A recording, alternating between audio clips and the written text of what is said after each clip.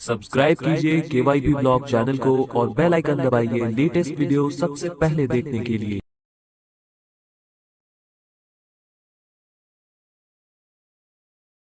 आप इस असाइनमेंट में निम्नलिखित कार्य सीखेंगे।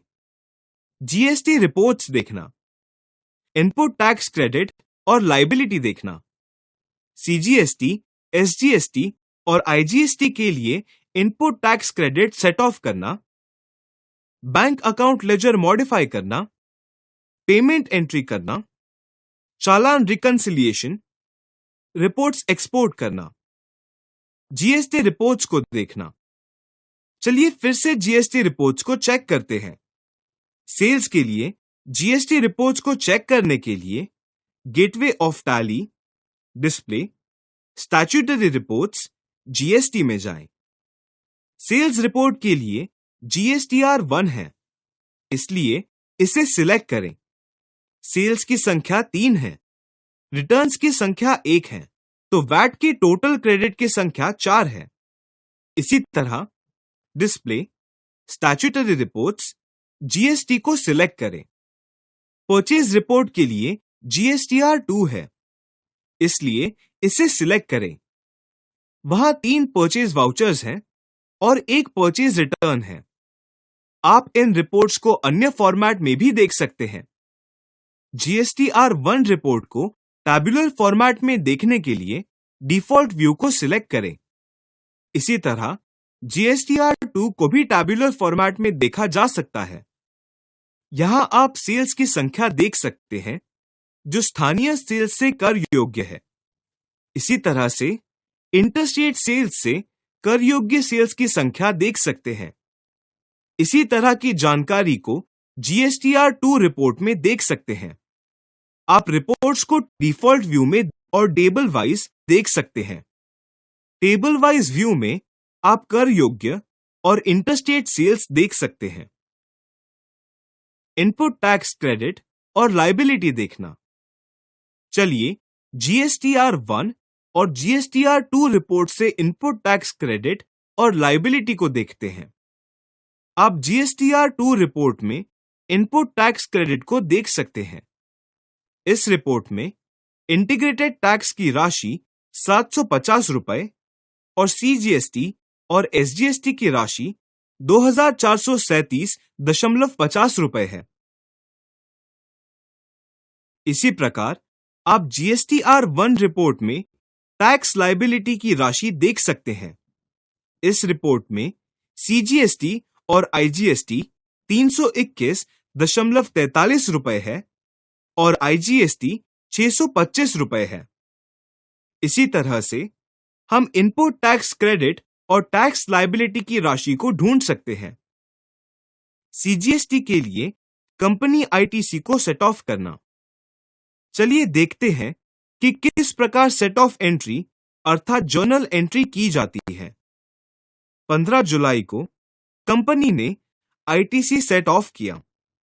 Gateway of tally, accounting vouchers में जाएं और जर्नल के लिए F7 प्रेस करें।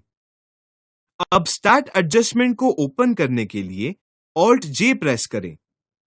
टाइप ऑफ ड्यूटी या tax GST, nature of adjustment tax liability में घटाव और additional details, adjustment against credit को सिलेक्ट करें। आगे 15 जुलाई 2017 की तारीख को बदलें क्योंकि कंपनी ने इस तारीख पर आईटीसी को सेट ऑफ किया है। सीजीएसटी लेजर को सिलेक्ट करें। आईटीसी की राशि 2437.40 रुपए एंटर करें और एंटर प्रेस करें। क्रेडिट अकाउंट भी सीजीएसटी लेजर होगा। चलिए करंट बैलेंस की किस प्रकार गणना की जाती है इसकी जानकारी लेते हैं। करंट बैलेंस 883.93 रुपए है क्योंकि आईटीसी 2437.40 रुपए है और हमने शुरुआत में वैट से जीएसटी के लिए 3000 रुपए की राशि का ट्रांसफर किया है। यहां डिफरेंस 562.6 रुपए है। हमारी लायबिलिटी 321.43 रुपए है। इस मामले में लायबिलिटी आईटीसी से कम है, इस कारण हम आईटीसी सेटअप करते हैं। अंतिम राशि 10 पैसे की एरर के साथ 884.03 रुपए है और ये शायद डेसिमल संख्याओं के दौर के कारण हो सकता है। हमने टैली में किसी भी राउंडिंग तरीके को सेट नहीं किया है, परंतु मूल्यों की गणना करने के दौरान टैली द्वारा डेसिमल संख्याओं को राउंड अप किया जाता है, तो इस 10 पैसे का एरर इस कारण है। इस तरीके से हम सेट ऑफ राशि की गणना करते हैं। एंटर प्रेस करें, नरेशन टाइप करें और एंट्री को एक्सेप्ट करें। एसजीएसटी के लिए कंपनी आईटीसी को सेट ऑफ करना। इसी तरह हम एसजीएसटी के लिए एडजस्टमेंट करने जा रहे हैं।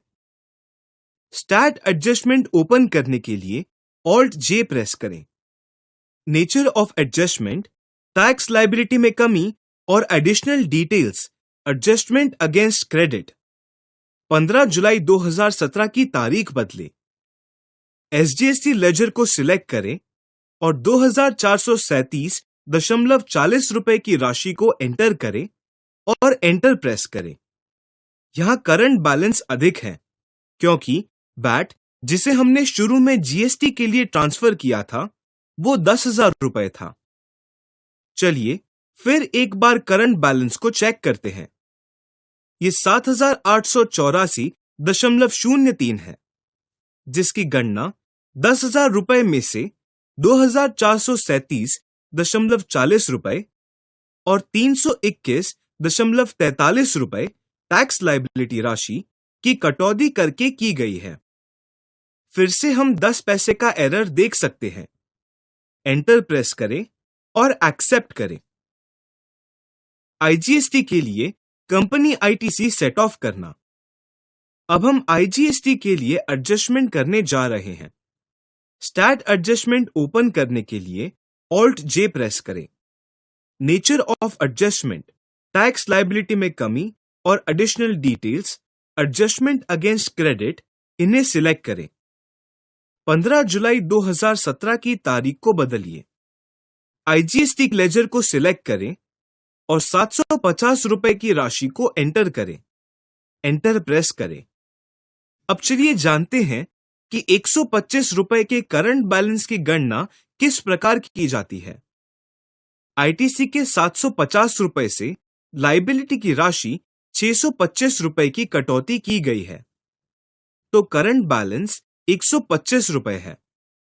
यहां 10 पैसे के एरर का कारण डेसिमल संख्या को राउंड ऑफ करना है। एंटर प्रेस करें और जर्नल एंट्री को एक्सेप्ट करें। इस प्रकार से इनपुट टैक्स क्रेडिट को सेट ऑफ किया जाता है। बैंक अकाउंट पेमेंट को मॉडिफाई करना। 20 अगस्त को कंपनी ने सरकार को टैक्स का भुगतान किया। चलिए 1 लाख रुपए के ओपनिंग बैलेंस के साथ बैंक अकाउंट क्रिएट करते हैं। हमने पहले से ही बैंक अकाउंट लेजर को क्रिएट किया है, तो चलिए इसे ऑल्टर करते हैं। अकाउंट इन्फो, लेजर्स, ऑल्टर को सिलेक्ट करें और ग्लोबल फाइनेंस बैंक को सिलेक्ट करें। अकाउंट नंबर और आईएफएससी कोड जैसे अकाउंट डिटेल्स को एंटर करें। आईएफएससी कोड डमी कोड है। बैंक के नाम को नॉट एप्लीकेबल के लिए सेट करें।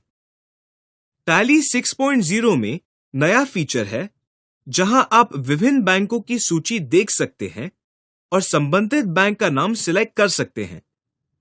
चूंकि हम डमी डिटेल्स का उपयोग कर रहे हैं, बैंक का नाम इस सूची में प्रदर्शित नहीं होता। शाखा के नाम को एंटर करें और 1 लाख रुपए के ओपनिंग बैलेंस को एंटर करें। राज्य का नाम और जीएसटीआईएन नंबर को एंटर करें। एक्सेप्ट पर प्रेस करें। पेमेंट एंट्री बनाना। अब चलिए पेमेंट एंट्री करते हैं। 20 तारीख को पेमेंट किया गया है, इसलिए पेमेंट की तारीख 20 अगस्त 2017 को बदलें। स्टार्ट पेमेंट को ओपन करने के लिए ऑल्ट एस प्रेस करें। यहां टैक्स का प्रकार GST from 1 July 2017 to 31 July 2017, payment type regular, इन्हें सिलेक्ट करें, एंटर प्रेस करें।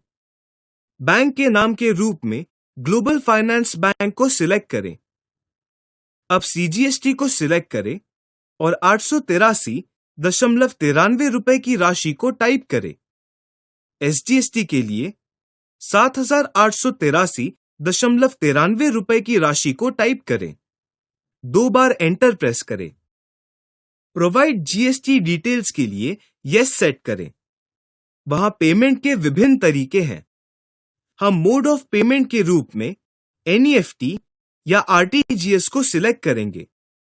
बैंक के नाम के रूप में ग्लोबल फाइनेंस बैंक को एंटर करें। कॉमन पोर्टल आइडेंटिफिकेशन नंबर सीपीआईएन के लिए डमी नंबर एंटर करें। आप पेमेंट के बाद चालान आइडेंटिफिकेशन नंबर को प्राप्त करेंगे। बैंक द्वारा दिया गया यूटीआर नंबर टाइप करें। ये डमी नंबर है। पेमेंट की तारीख 20 अगस्त 2017 सेट करें।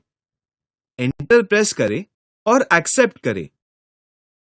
मोड ऑफ पेमेंट को सेट करना। चलिए एसजीएसटी के लिए मोड ऑफ पेमेंट के रूप में चेक को सिलेक्ट करते हैं। चेक डिटेल्स को एंटर करें। लेजर्स के लिए हमें केवल एक एंट्री प्राप्त है। 7,883.93 रुपए की एसजीएसटी राशि एंटर करें और एंटर प्रेस करें। सीजीएसटी के लिए राशि 883.93 रुपए है और mode of payment E transfer है। अगर हम बदलाव नहीं करते हैं तो फिर दोनों एंट्री केवल एक ही लेजर को प्रभावित करेगी जो शुरू में सीजीएसटी था। इसलिए इन बदलावों को करना जरूरी है। एंटर प्रेस करें और एक्सेप्ट करें। चालान का रिकंसाइल करना। चालान रिकंसिलिएशन में हम पेमेंट डिटेल्स को परिभाषित कर सकते हैं। यह आपको ऐसे डिटेल्स को ऐड करने की अनुमति देता है जिन्हें आप टैक्स पेमेंट को रिकॉर्ड करते समय भूल सकते हैं। इन डिटेल्स को अपडेट करने के लिए गेटवे ऑफ टैली में जाएं और डिस्प्ले, स्टैट्यूटरी रिपोर्ट्स, जीएसटी, चालान रिकंसिलिएशन को सिलेक्ट करें। जीएसटीआर 1 और जीएसटीआर 2 रिपोर्ट्स को एक्सपोर्ट करना। अब जीएसटीआर 1 और जीएसटीआर 2 रिपोर्ट्स अर्थात क्रमशः सेल्स और परचेज रिपोर्ट्स को एक्सेल में एक्सपोर्ट कर सकते हैं और इन रिपोर्ट्स को जेएसओएन फॉर्मेट में रूपांतरित कर सकते हैं और फिर जीएसटी पोर्टल पर उन्हें अपलोड कर सकते हैं। इन रिपोर्ट्स को जेएसओएन फॉर्मेट में रूपांतरित करने से पहले हमें इन रिपोर्ट्स को एक्सेल फॉर्मेट में एक्सपोर्ट करना जरूरी है। Gateway of tally, display, statutory reports, GST, GSTR 1 में जाएं। तारीख बदलने के लिए Alt F2 प्रेस करें। फ्रॉम 1 जुलाई 2017 और टू 31 जुलाई 2017 तो जीएसटी रिपोर्ट्स जुलाई के महीने के लिए होगा। एक्सपोर्ट करने के लिए Ctrl E प्रेस करें। अब फॉर्मेट के रूप में एक्सेल यानी स्प्रेडशीट को सिलेक्ट करें। उस पाथ को सिलेक्ट करें जहां आप फाइल को एक्सपोर्ट करना चाहते हैं ताकि आप एक्सपोर्ट की हुई फाइल को बाद में लोकेट कर सकते हैं। अगर आप फाइल को एक्सपोर्ट करने के बाद तुरंत ओपन करना चाहते हैं तो फिर ओपन एक्सपोर्टेड फाइल को यस के लिए सेट करें। आउटपुट फाइल नेम को भी निर्दिष्ट करें। फाइल को एक्सपोर्ट करने से पहले तारीख को चेक करना सुनिश्चित करें। अब टैली द्वारा जीएसटीआर 1 रिपोर्ट को एक्सेल फॉर्मेट में एक्सपोर्ट किया जा रहा है। इसी प्रकार आप जीएसटीआर 2 रिपोर्ट को, जो परचेज के लिए है, एक्सपोर्ट कर सकते हैं। वहां एक्सेल फाइल में एक्सपोर्ट किए गए कुछ शीट्स हैं। इन्हें सरकार द्वारा पूर्व परिभाषित किया गया है। तो रिपोर्ट को निर्यात करने के बाद आप इन शीट्स में कोई भी बदलाव नहीं कर सकते। B2B शीट 3 ट्रांजैक्शंस दिखाती है। ये 3 सेल्स एंट्री के साथ जीएसटीआर 1 रिपोर्ट है। आप राशि को भी चेक कर सकते हैं। अगर वहां कोई भी B2C ट्रांजैक्शन है तो फिर आप उसे B2C शीट में ढूंढ सकते हैं। इसी तरह आप अन्य शीट्स को भी देख सकते हैं। इस प्रकार हम एक्सेल फॉर्मेट में जीएसटी रिपोर्ट एक्सपोर्ट कर सकते हैं। आप इस असाइनमेंट के अंत तक पहुंच गए हैं।